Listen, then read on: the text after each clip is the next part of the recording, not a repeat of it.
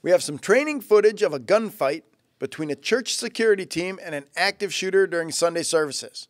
And the question we keep getting is this: as a private citizen who is carrying concealed, are you legally justified to shoot the active shooter when they are engaged with the church security team, meaning you are not technically the target of the active shooter at that moment? We're going to break down this question and footage with top criminal defense attorney and former state prosecutor Tom Grieve. But first, a quick reminder. We have a gun giveaway going on right now, and you can enter for free, but it ends really soon. Just click the link in the description down below to reveal which brand new gun you could win. Now, Tom, I'm going to roll this video clip right here, and we're going to talk about an active shooter in a church setting. And the question is, are you justified in using deadly force if you are not the intended target of the active shooter? So we see some people coming in, and we're trying to teach the congregants and the members of the security team what to be watching for during an active shooter and what to do. So here comes our bad guy. I probably shouldn't give this away, but once he starts shooting, you will see the crowd just scatter. And obviously we want people to move and get to cover, but who should be engaging with this guy and trying to take him out to stop the threat? We shouldn't say take him out. That sounds like we're going on a date. We want to stop the threat. Now there we have the security officer shooting back at him. Could anybody at any time be engaging this active shooter, even though you're not the target of the attack? So most states, or every state to my knowledge, has some sort of defensive other or defensive third person, right? And because the scenario that we're asking here fundamentally is this person is not an immediate threat to you because presumably they're shooting at someone else. I'm not sure that that makes that person safe for you, right? Because he's attacking random bystanders and so forth. So I'm not going to immediately just set sail on the fact that there's no self-defense here. But let's just set that aside for a moment, because I understand that's probably not really the question here. The question here is, let's imagine that, hey, that person's just there to get that person or whatever else, right? Yeah, so there are defensive third-person aspects. In other words, if you can articulate that according to whatever your state's exact legal formulation of self-defense is, generally speaking, you know, if you're in reasonable fear of imminent death or great bodily harm, or in our case, because we're talking about a third person, was that person the intended victim of the shooter in reasonable fear of imminent death or great bodily harm? And the answer is yes, and if you can intervene on their behalf, then provided that you're engaging with the actual attacker, and it's not like, you know, they tried to get away or anything like that, and we're in a different set of circumstances now, then yes, there is going to be a defensive third person that's going to be present. Those arguments are going to be available to you, and it's going to be up to you as to whether or not you want to go down that road, of course. I'm not saying that you should or shouldn't. Generally speaking, protecting human life, good, but sometimes things, you know, unless you were there from the very start of the confrontation, who's to say that you don't have your attacker and your victim mixed up? I mean, there's any number of different scenarios here that could throw you for a real legal ride. That was going to be my next question. Yes, it's legal.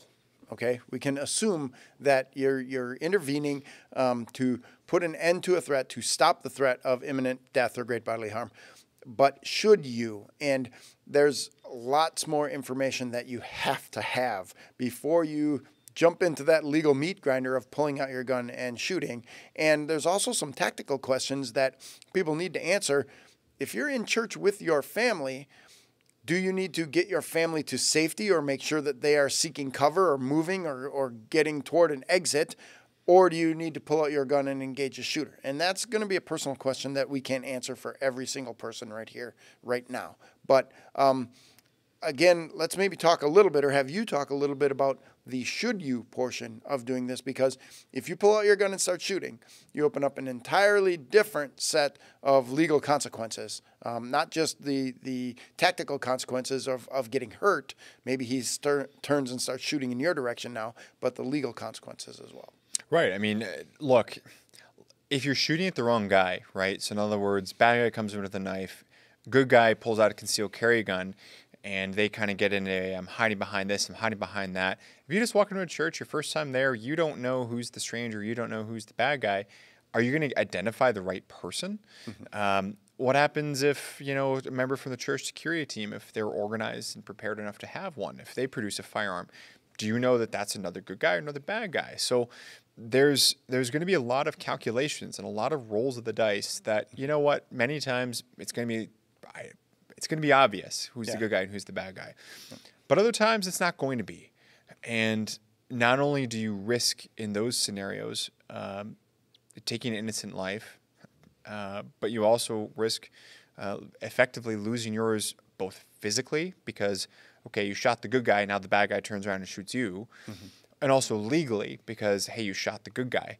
Bad guy gets neutralized by someone else, and now you're the one who's going to go to prison for the rest of your life and not seeing your family and so forth. So just understand that if you're not in possession of all the facts, there's always a degree of legal risk, but you're opening up, you know, that crack turns into a wide open door at a certain point. And you're going to have to make that decision of what are you willing to do? What kind of risk is going to be acceptable? And I'm not saying that to try to talk people in or out of anything.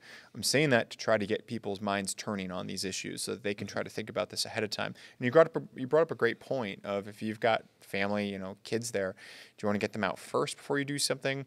Or are you going to move away from them before you engage to try to, you know, draw fire away from them? I mean, these are all things you need to be thinking about. Yeah, there's 1,000 questions, and to answer the original one, yes, it might be legal, but now is it advisable? And that's an entirely different can of worms. We could probably spend hours talking about it, or page after page in Concealed Carry Magazine talking about it. So, folks, thank you for watching all the way to the end of the video. And a quick reminder, we have a gun giveaway going on, and it ends really soon. So all you need to do is click on the link below and reveal which brand new gun you could win. I'm Kevin Michalowski, Director of Content for the U.S. Concealed Carry Association. And if you want to see more videos like this, please subscribe to this channel, comment on this video, and share it. YouTube is actively suppressing firearms videos, and we need your help to defeat that algorithm. Until next time, stay safe.